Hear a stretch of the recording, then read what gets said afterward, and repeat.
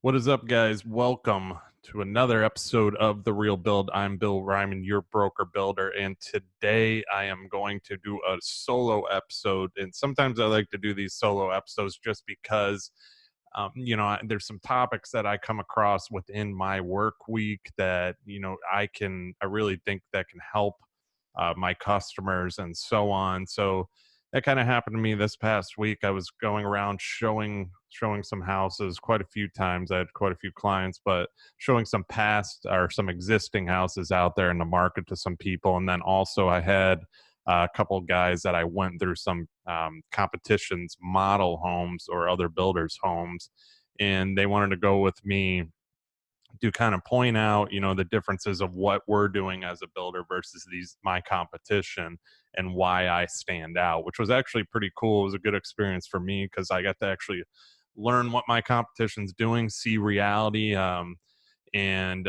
take these guys through and kind of explain the differences. And it really helped open up my eyes to a lot of different things that, we are doing good and bad. So, that's what I want to kind of go into today with you guys is, there's things that people don't really look at when purchasing a home or building a home too. And I came up with a list of 20 things that you really do need to focus on as you're going around, to, let's say, builders models or looking at existing builder stuff. And not a lot of people really see these things. They kind of just they can't see through the fluff of, like the furniture and stuff like that. Yeah, you can build, builders can build a really crappy home but furnish it really well, and that's what sells a home. So it's my job, like I said, this podcast is all about teaching you guys what to look for when buying, building, selling a house. And that's what I'm here today to do, because I saw some other builders stuff and it made me realize that I need to actually go through some of the stuff that you guys should be looking at if you are thinking about going through the building process. So as always, guys, thank you so much for listening, all the support. I mean, we are growing at a very steady pace, very rapid pace, I should say, um, which is good. I get more and more listeners and more downloads each and every episode. So I appreciate the support. And it's been a good, I think we've been doing this probably 8 months, 9 months now. I'm going to stay consistent. I got quite a few great guests coming up for you guys here in the near future. Very excited about that too. So I kind of want to dive into this topic with you guys, and this is going to be a little bit shorter of a segment because it's a solo one. And so getting into that, oh, also, guys, too, very important to me.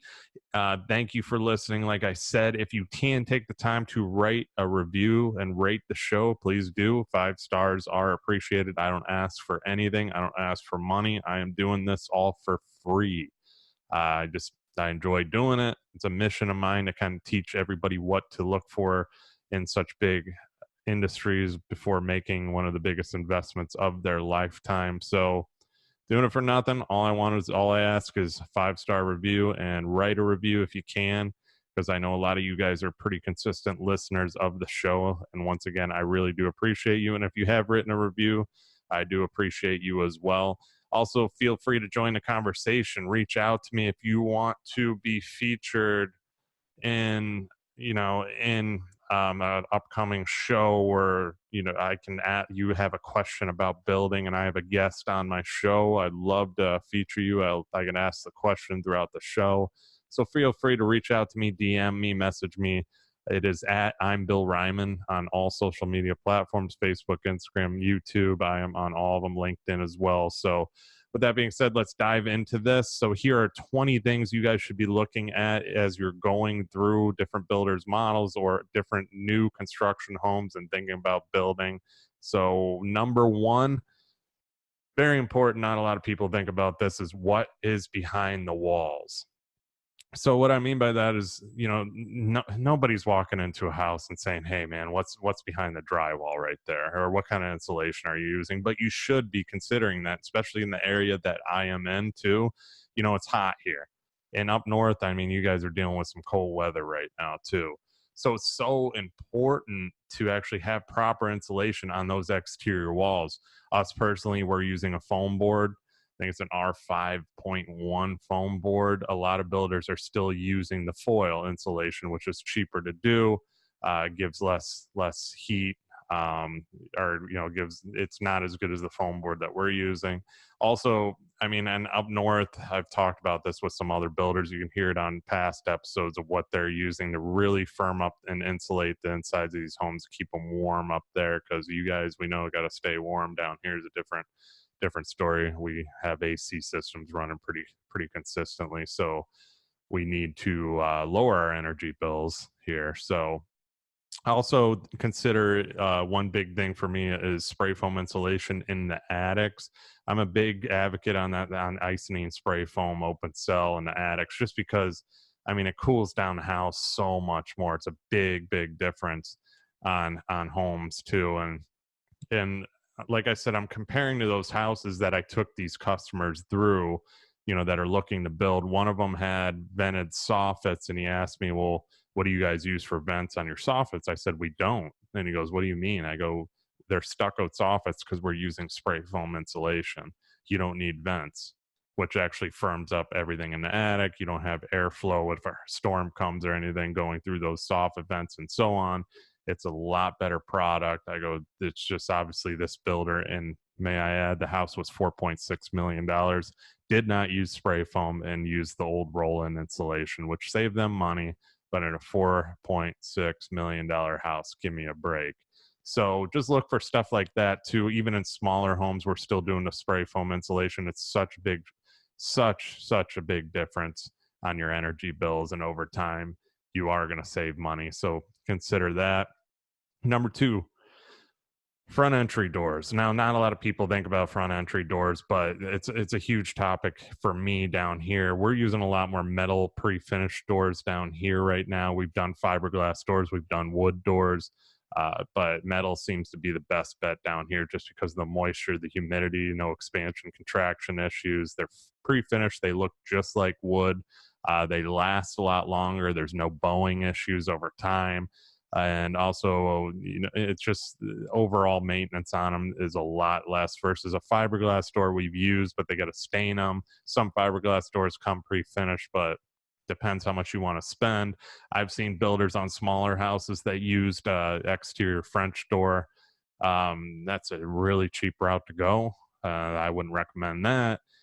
We also have to have impact doors here as well. So just look at the front door that they're using. I mean, some builders are using a pretty cheap fiberglass door as the entry door, but with the transom above or something like that. But we're big advocates on metal doors, and I've been doing a ton of them. And they're a little bit more pricier, but so worth it in this environment. Not sure up north what people are using, but like I said, this is going to be a lot more directed towards what I've seen as far as I was walking around with these guys, and I saw a lot of fiberglass. Exterior door hardware is very important down here, obviously, with all the moisture, the salt air, because we are on an island where I'm at. We are near the ocean. It's very important to have exterior hardware that's going to hold up to the elements. So I actually showed another $4.5 million house done by another builder, and every single exterior knob and handle on this house was pitted. Like, it was just tore apart. Every single hinge on the door had rust on it. It was ridiculous for a $4.5 million house. That should not be an issue.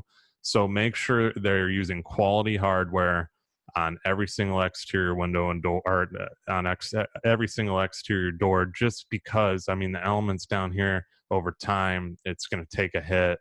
Up north, I'm sure as well, with the snow and everything too. You just have to use proper stuff that's going to cost a little bit more money, but you get what you pay for. I'm going to repeat this over and over. You've heard me say it in the past as well. I've seen some builders use stuff like Home Depot, Lowe's grade stuff like Quickset and so on, and it doesn't even last a year. There's not a chance. It's cheap, It's cheap for a reason. So just make sure they're using a quality product. We are a big fan on MTech. The reason I'm a big fan with MTech is if there is any pitting issues on any of the exterior hardware, and especially the front door hardware, they will replace it right away. Obviously, you got to have somebody install and take it off, but MTech's very good about replacing things, and that's what I'm all about. Good warranties, good coverage, taking care of customers. That's what the building industry is about, and that's the type of builder you need to hire. Number 4 is windows. Okay, so when I say windows, I mean, in a $4.5 million house, more than likely you're going to see some casement windows. Casement windows mean, they got the little cranks on them. You could crank them out. You see them a lot, and in a lot of higher end houses. Lower end houses, you're seeing a lot of fixed windows, single hung. Single hungs are the ones that you snap up and just push up. And in a $4.5 million house, you should be putting and installing casement windows. Now, in the houses that I showed, there were no casement windows. They were all single hung or fixed windows, and they were both in that $4 to $5 million range. So what I'm saying is, if you are looking at these higher end caliber houses, casements a must. Larger windows are a must. Even in the smaller houses, it's nice to have casements. Single hungs are more than fine. Just make sure too the windows have a tint to them down here. It's very important. Low E is very important because we have so much sunlight coming in. You want these houses as energy efficient as possible. It's going to save you money over time. You're going to be a lot happier too. So just make sure they're doing proper windows, proper doors. Obviously down here too, we have a lot of impact glass because of hurricanes. It's more expensive, but shutters can be expensive too. So impact's a plus. So if you're looking for a home down here, make sure you're asking impact glass or not. Interior doors, number 5. I'm big on this. People think I'm crazy as I'm walking through these houses. I'm knocking on all the doors and tapping on all of them, and they're looking at me like, "What's he doing?" The reason I'm doing that is because I'm making sure they're solid wood doors. In a $4.5 million house, one of the ones I showed, they were hollow core doors. Now, in a house that caliber, give me a break. They should be solid wood doors. Even in our smaller houses, we're doing solid wood doors too.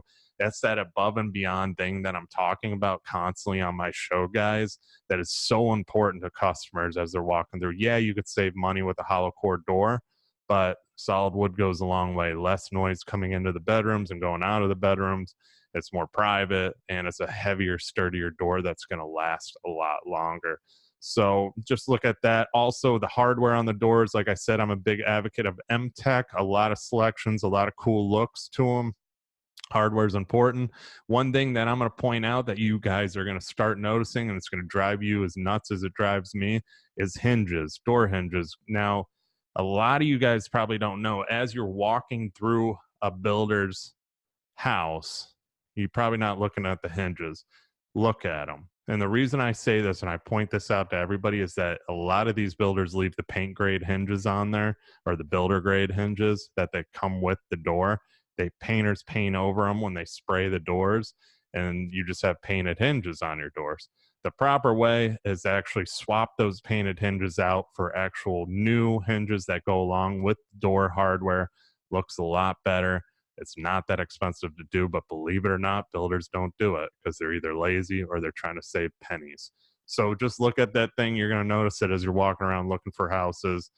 It's going to drive you crazy if you see it. And you'll probably laugh when you do see it too, because I brought it up. Number 6, trim. Now, very important thing. Trim obviously makes a room stand out. What trim they're using. I mean, some people are going more modern. That's okay. Make sure there's ceiling detail. And if there is ceiling detail, how are they doing that detail? So trim, we've been using a lot of 5 1/4 2-piece crown molding, 7-inch crown molding. We've been using 7 1/4 inch baseboard. When we do our baseboard, we actually use wood. That's a very important thing. Not a lot of builders are using wood down here. The reason we use wood is because, like I said in the past, moisture is a big deal down here. We get a lot of rain. We get a lot of humidity. If it's wood and water gets into the house, or if it's MDF, I should say, and water gets into the house, what's the MDF going to do? It's going to swell up. You're going to have issues. You're going to have to rip all that out, replace it. So we're actually using wood. I think we're probably one of the only builders doing it from what I saw when I was walking around. So that's a big deal. Trim work too. I mean, a lot of builders are using MDF. That's fine on the trim because it's up high. Just side, make sure there's some detail to it. I've seen a lot of flat moldings. That's a cheaper way to do it. A lot of one by, and so on. So just kind of look at stuff like that. If there's no trim, like I said, ceiling details are important. I'll go back to this $4.5 million house I showed because I just couldn't believe for the price what they were doing. But they did drywall ceiling. So doing a drywall decorative ceiling, that's fine. You see them in a lot of cheaper, less expensive houses. But a $4.5 million house, that thing should be made out of the finest wood out there.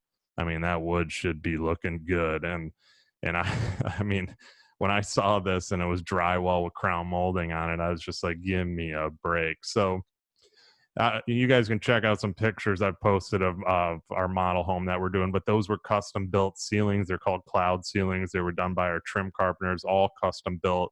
There's one in the master bedroom that we did that was an elevated, and it's so cool. It's got LED rope lighting going up throughout the whole entire ceiling. Go check that out. That's actual quality, and that's what should be done in a house of that caliber. And smaller houses too, we always like to do a little detail, even if it's just a step ceiling. Where it steps up a foot, at least have some crown molding in there to set off the ceiling. So just look for stuff like that. If it's plain Jane, it's like a hospital, come on. If it's, and they say it's a modern look, well, you can go modern and still have some detail in the ceilings. That's what we just did. So don't let them fool you. When they say modern look, that means cheaper look. So anyway, on to the next thing here too. As far as trim too is, yeah, we're big advocate on doing wood, trimming out our windows and exterior door areas too, and finishing them off with wood returns. There's a lot of builders that just do drywall returns and do casing around that, and that is it. That's cheaper to do. Finish it off with wood. I always point this out because I think we're probably one of the only ones that finishes them off. Yeah, it costs more money, but it looks so much better and it looks so much more elegant than something that's just drywall. Drywall just looks cheap to me. And when I say drywall returns, that's going the wall piece of the wall going into the window. As you see, just wall on the side going around the window. Those are the returns on your windows and the returns on your doors. So you guys will start noticing this. A lot of builders just leave them drywalled. That's it. It's cheaper to do. We actually finish them off with wood. If you have questions about it, I'm happy to send you a picture of what I'm talking about. Number 7, cabinetry. Now, I'm a big advocate on cabinetry. I've talked about this in the past. You can get away with doing a lot of cheap cabinetry now because of this coastal look, the shaker cabinet doors. I mean, I've felt some that felt so flimsy, like I can just tap it and my fist is going to go through the thing, or my finger is. That's how cheap they were done. It's just a little bit of tiny piece of wood with an overlay over it. It's just, come on. You can feel a quality cabinet. And when I'm walking through houses like the ones I did, these guys are looking at me like I'm crazy because I'm touching all the cabinets. I'm opening up the doors, looking at the boxes. Yeah, you can use melamine or you can use, plywood boxes, whatever. That's, some of the melamine is actually quality stuff now because it's very pressed in, particle board, and you want to avoid for swelling and so on. Look at the drawers. Make sure they're dovetailed drawers. Make sure there's undermount slides. Make sure all the hinges are soft closed as well, and they're using quality hinges that aren't just snapping closed and slamming the doors and so on. So, actually look at these things, evaluate them, open the doors and drawers and just see. And like I said, if you have questions on that, feel free to ask me. Send me a picture. I'm happy to help and assess what they're using. I mean, like I said, with the shaker look, there's a lot of builders kind of being able to cheapen up the cabinets and say, oh, that's your coastal look. But there's a difference. You can get a quality shaker door. You can feel it. It's heavier. It's a big difference. So just look at stuff like that, guys. Number 8, closet shelving. Now, this one drove me crazy. A $4.6 million house that I actually brought these people into. They had ventilated wood shelving in the master. Now, you may say that's okay, but for a $4.6 million, that closet should be like a royal closet with shoe racks and and coat hanging areas everywhere. It needs to be custom. So one thing we're doing is we always do a custom closet in our master closets, ventilated wood shelving, and all other closets. If you're in that larger caliber of home, it needs to be custom. It should be a manufacturer like California Closet or Closet Made or something like that. Like, give me a break. And ventilated wood's fine in the lower end homes. That's fine. If you're in a smaller home, like a 3-bedroom, 3-bath home, we still do custom closets in our 2,000 square foot homes. That's just who we are. We like to put detail in things. People see it. It's a big difference. So just look at that kind of stuff too. Number 9, stair railing. So when I talk about stair railing, I've seen some cheap railing. So I'm talking about the spindles, and I've seen spindles that were just out of wood, and just simple wood that somebody went to the hardware store, they put the wood in, they painted it, and then it just looks so cheap. And the wood's vertical going down, and they painted it white and put a oak handrail on it, stain the handrail. So when I look at spindles, like we just did something on a horizontal that we had metal poles in between, and then we had a custom handrail done for it, so we made more of a modern look. Our trim carpenters did it. It wasn't that expensive overall to do it. I've seen glass inserts in some of them that can be pricey, but it looks cool. I've seen wire going through them too for that coastal look. So just in a $4.5 million house, it should have something like that. Like, give me a break. Stop cutting the costs and so on. Just look at stuff like that. Treads, risers, look at that. Make sure it's a quality wood material. If they're doing wood, or if it's tile or marble, not many people doing so much marble anymore, but if wood, you're seeing a lot of that. Make sure the planking's actual quality. And I don't really like when they do the white risers because they get scuff marks from shoes, but that's just me. We do all solid wood. Next thing, number 10, plumbing fixtures. Now, plumbing fixtures, the reason I bring this up too is because there's builders doing Home Depot stuff and Lowe's stuff. Not that it's bad, because they both carry Moen and Kohler and so on. But there's some cheaper faucets that they're using. You can tell they're the cheapest one that they went into Home Depot and bought. We're using Moen. We're a big fan of it. The warranty's great on it. We use a lot of Kohler for the toilets and tubs. We've been using Delta. The people pick it because Delta's got a higher end product now too. So there's just different things that you can realize in plumbing fixtures that stand out from above and beyond from the rest. Like I said, make sure the warranties are good. If you do see a Moen product, Moen does have good warranties. I'm not getting paid to say that. I've just had a lot of luck with Moen. So, and just bringing it up to you guys. Also, I mean, $4.5 million house or $4.6 million house. Let me bring up this. Make sure all shower heads are efficient. I walked into that master bedroom, saw a rain head that looked like it was just going to drop little driblets of rain over my head. In a $4.6 million shower, that thing should have pressure wash. That thing should have a pressure washer going off out on me. And water spraying from every single angle to where I don't even have to put soap on my own body. It just should soap me like a car wash for $4.5 million. But this thing didn't. So, like I said, looking at fixtures, just make sure they're quality, and make sure in walking through the, like seeing a rain head that's the size of a pea, and or, it's just, give me a break, guys. It's just stuff like this I want to point out to you guys. And number 11, this is a big one too, appliances. Getting an appliance that lasts is very important. I mean, there's so many different appliance choices now, but people, believe it or not, can go cheap. In a scheme of a house, if you got like a smaller house, okay, KitchenAid, stuff like that, GE, that's all fine. It's good appliances, good name brand stuff. But in a $4.6 million house, you should be having Thermador, Sub-Zero, Wolf, Viking, Miele, stuff like that. High end should be in that house. Well, this house didn't have that. So, and like I said, guys, I'm going off of my experience for the week. This is more of a rant to you guys, I guess, of, me taking people around to some of these expensive houses. One of them that was listed for $3 million and had a KitchenAid fridge that was probably the cheapest one you can buy at any appliance store, or at Best Buy, or, basically at Lowe's. So it's just crazy to me. So when you're looking, make sure they have quality appliances, good warranties backing them. These are questions you should be asking the builders too. Are you going to have a warranty on all the appliances that they have in that whole entire house? That's very important. So just double check with the builder, make sure you're covered, because if there is any issues later, you do not want to be stuck with having to buy new appliances because they went cheap. Number 12, countertops. Big deal here. There's a lot of misconception about countertops and them being expensive. Just because it's quartz doesn't mean it's expensive, people. Come on.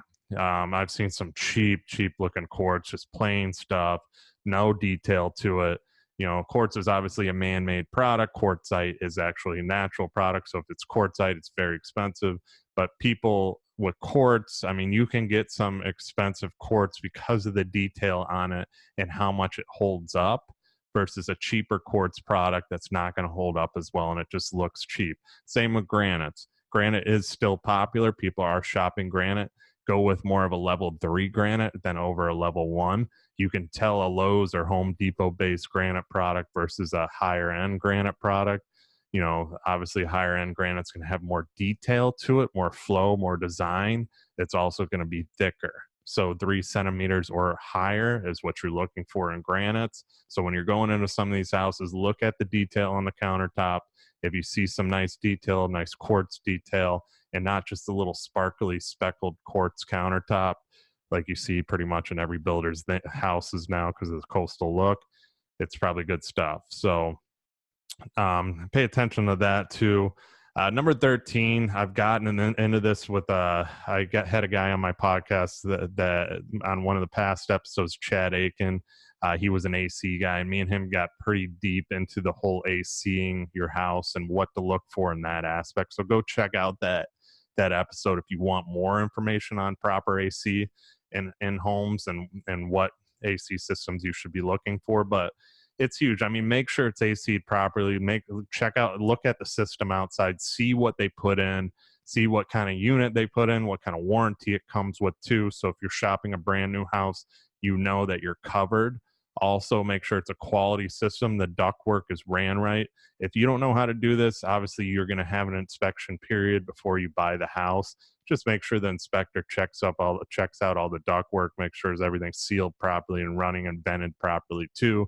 The air handlers are in the correct locations and so on. So just look at these kind of things. It's very important because you can skimp on AC. A lot of builders do, and a lot of the systems, unfortunately, that they put in do not support the size of the house that they have. So just look at that kind of stuff. Make sure the SEER is high enough to cover the size of the house that you are in or purchasing or about to build.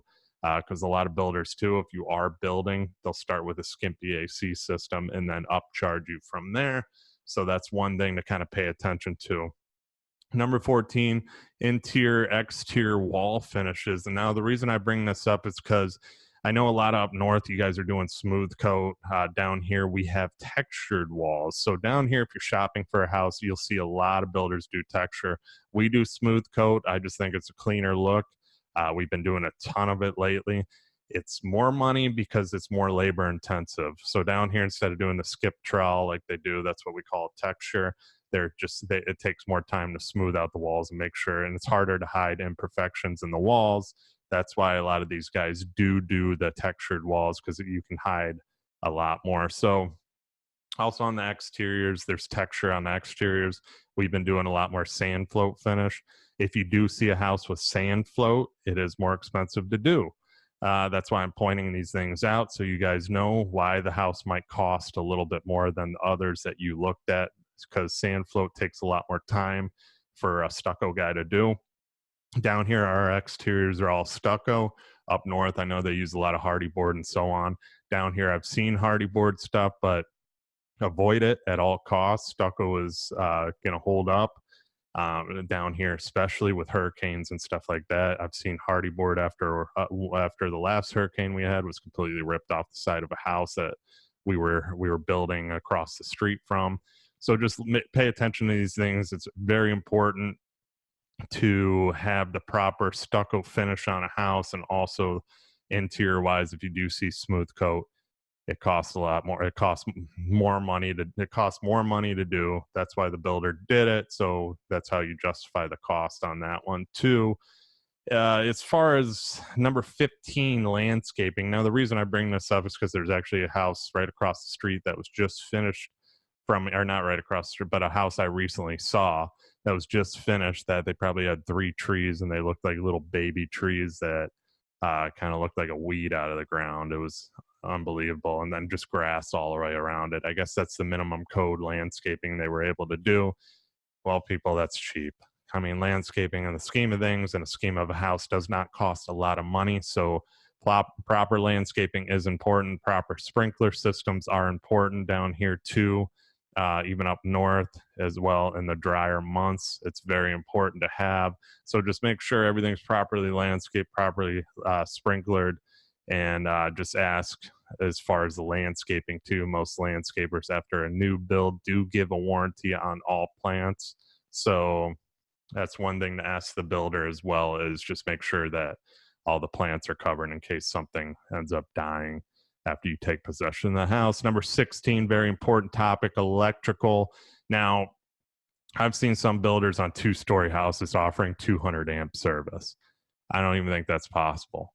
The reason they do it is they probably say, oh, well, our standard's 200 amp, but if you go 400 amp, we'll charge you this much more. They're making a tack on. We do standard 400 amp on all of our larger 2-story homes. And then on our single stories, we do 300 amp if they're smaller homes. The reason being is because it's so important to cover as much electrical as possible. Also, looking at LED can lights, the $4.6 million house, I'm going to go right back to it. They had 4-inch can lights. They weren't even LED. 4-inch can lights. This house is 5,000 square feet, may I add. You can barely light up anything with a 4-inch can. We use a standard 6-inch LED can light. Make sure all the lighting is LED, because LED is not as expensive as it used to be. And that's the way the majority of the world is going. It's unfortunate still builders are using non-LED lighting, and it's costing you more money on your electrical bill, and you're replacing the bulbs with LEDs later on. Wiring is so important too, structured wiring and so on, Cat 6 wiring, smart home pre-wires. If you're going to do anything with smart home, if you're buying an existing new home, just ask them what kind of wiring they ran, because as we are in a technology driven world now, it's important to have proper wiring if they're going cheap on their cable and so on, or wiring that can't support some of the smart home things that you are planning on doing. That is a problem. So ask them, once again, what's behind the walls. It's very important, because if it's not proper, guess who's going to have to rewire the whole house, and it's going to cost you guys a lot more money. So look at stuff like that. Floor outlets ahead of time. If you are building, make sure you bring up floor outlets. They're very important. With people too, because planning ahead, you have to have your floor outlets put in. We usually give 2 of them standard, because that's all usually people do in like their great room area or living room area, so on. So just check up stuff like that. Interior exterior paint. Now, the reason I bring this one up, it's a huge thing down here. We have a lot of sunshine on these houses, beating down on these houses constantly, so it's so important to use quality paint. We're a big fan of Sherwin-Williams Super Paint. We've also done their higher end paint above that. Can't think of the brand or the name of it off the top of my head right now, but we're big fans on that. Interior paint too. We go a step above with our interior paint with a Sherwin product. We use their higher end on that, just because over time you don't want to have issues with your walls peeling or stuff like that. With, once again, humidity, moisture. I keep bringing it up down here because that's what the environment we're at, or the climate we're in. Up north, it's a little bit different. You deal with the cold and so on. So it's important, no matter where you're at, to have a quality paint product on your build. So just ask them what they used. These are, like I said, guys, these are things you should be asking, because you should come in with a list of questions right off the bat to ask the builder. All right, what are you using here? Because most of the time, a lot of them aren't going to specify what they're using, especially in the track home world. It is what it is. That's what they kind of do. So ask about the paint. Very important. Also, most of the time, builders will charge extra for painting different rooms, different colors. So just expect that ahead of hand, because painters charge more to do it. I've had people ask me why they charge more. Well, they got to wash all their brushes and put on a new color. So anyway, number 18, garage doors. The reason I bring up garage doors is because there are a lot of different garage door types, styles, and so on that you should be looking at. Down here, we do insulated garage doors. That's what we do in all our houses. When I say insulated, which means insulated means more efficient, it's going to keep your garage cooler. So those guys, those car guys that want to later on AC their garages, they have the ability to do that because the door is insulated. It keeps the coolness inside the garage, also deadens some sound in the garage as well. Non-insulated doors are cheaper. A lot of builders do non-insulated. Down here we have impact garage doors too, so our garage doors are a little bit more expensive, but those are a couple things to look for. Just make sure insulated door is a big difference. It's quieter as well. I mean, if you care how loud your garage is while you're opening your garage, some people do. I don't, but it's all a preference thing, guys. So if you're sitting in your car and you don't want to hear the garage, insulated is important, and plus the motor is important too. LiftMaster is a good company. That's what you majority see as far as quality motors. They're Wi-Fi programmable now, which is pretty cool. You could open from your phone wherever you're at, or open it up for somebody that's trying to get into your house. So number 19, we're rolling here, guys. Roof material. Now, when I say roof material, what I mean by that is actually, I had to take a little water there. I've been rolling through these here, but when I say roof material is so important, a lot of you guys are using shingle roofs, which is fine. Just make sure the underlayments and everything are quality and done correctly. I actually had a podcast about roofs on here with my friend Lewis, and he told me some great advice on different things to look for as far as roofs and so on. So just check that podcast out. He gets into pretty good detail on how roofs should be done properly and so on. But anyway, down here, so with tile roofs, I was actually talking to my roofer, and why we get a better warranty on our roofs is because the process of the install is a lot longer. And I'm actually going to have another roofer on this because the roof, it's so important. I mean, it's the main structure of your house, obviously, and down here with hurricanes too. It's so important of how they are properly built and so on. So anyway, he actually said they foam on the tile, which takes a lot more time to do. It is a lot more time consuming. So versus a screw-on tile, or which is, when I say tile, that's your concrete tile roof. So a lot of these track home companies, what they're doing is they're screwing them on. The problem with that over time, no matter if you use stainless or not, the screws are, with the weather down here, they are eventually going to fail, which means you're going to have to get your roof replaced a lot quicker than the process that's taking. And that's how these track home guys are able to put on so many roofs so fast. So just little things look like that. Make sure they're foamed on and placed on right and correctly. And the roof also has a good warranty on it too, because I know with metal roofs, they have a hell of a warranty on them. We do a lot of standing seam metal roofs down here. We use aluminum on ours. It's more expensive. Some builders are using, I think, galvanized metal, which over time it's going to rust. So just make sure it's aluminum. If it's a metal roof down here, probably aluminum anywhere would be better, even in winter climates. I don't think you guys are up north are doing a lot of metal roofs, but just throwing that out there. Number 20, pool decks. Pool decks are important. And the reason I bring up pool decks, because I've shown a lot of being in the real estate business, I've shown a lot of past houses that the pool decks were actually sitting on top of sand and a lime rock, obviously, on the top of that for the structure to hold it. So the problem with that is over time, it's going to settle. So you see a lot of these older houses too, with decks kind of sunk in certain areas and a lot of weeds coming up through the pavers on the back. We pour our decks all solid concrete. I think most builders are now, unless they're really trying to save money. And I've seen in the past, actually recently, and this builder's no longer around, but he was not pouring his decks. He was actually sand setting them. Big problem. Especially down here, it rains all summer. It probably rains every single day in the summer around 5 o'clock, 4 o'clock. So we get those afternoon rains, and what's going to happen?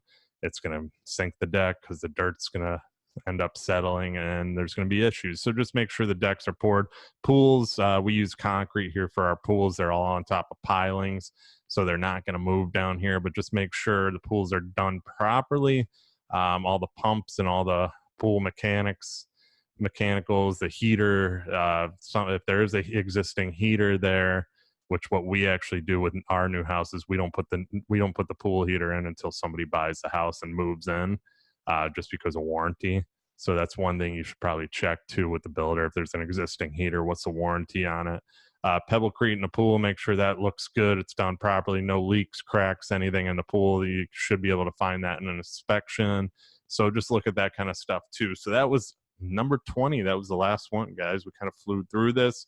I got a bonus one for you, though. Proper allowances. I've talked about allowances in the past. So if you are building a house, it's important to know your allowances off the bat and ask the builder, what are my allowances in different areas and am I going to be covered? So for example, I went up against another builder. That builder had a $12,000 appliance allowance versus my $35,000 appliance allowance. Now you tell me, which builder are you going to get better appliances with?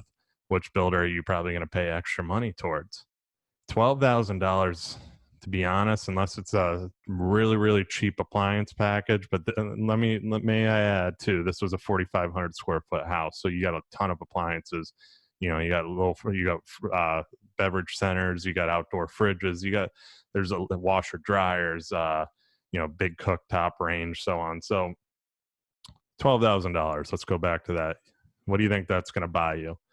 A fridge, probably, maybe the cooktop, maybe, I don't know, maybe a dishwasher. 35,000, I think I gave them, is going to cover everything, and it's going to cover good appliances too. Thermador is what I usually try and cover. So just ask. I mean, I gave $10,000 in lighting, and that's just for the fixtures. Our recessed can lights and all that kind of stuff are already included in the price. So $10,000 just for lighting fixtures. That's going to give you some great choices in lighting fixtures. I give another $4,000 for fans on that house versus the other guy that gave $4,000 for everything. You think $4,000 is going to support the lighting fixtures and fans in a 4,500 square foot house? $300 a fan on average, probably. Lights, maybe $300, $200 on average per light, per bathroom, per outdoor light, there's just so many factors that people don't really see.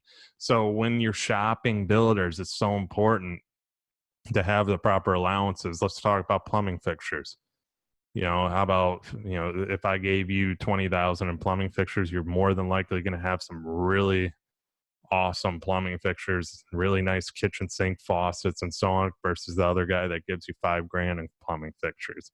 So really compare apples to apples. One guy might be more expensive because he has higher allowances, but if you compare the numbers too, and there's not that much difference apart in builders too. Just like I said, look at everything, look at the allowances, look at what exactly they are giving you.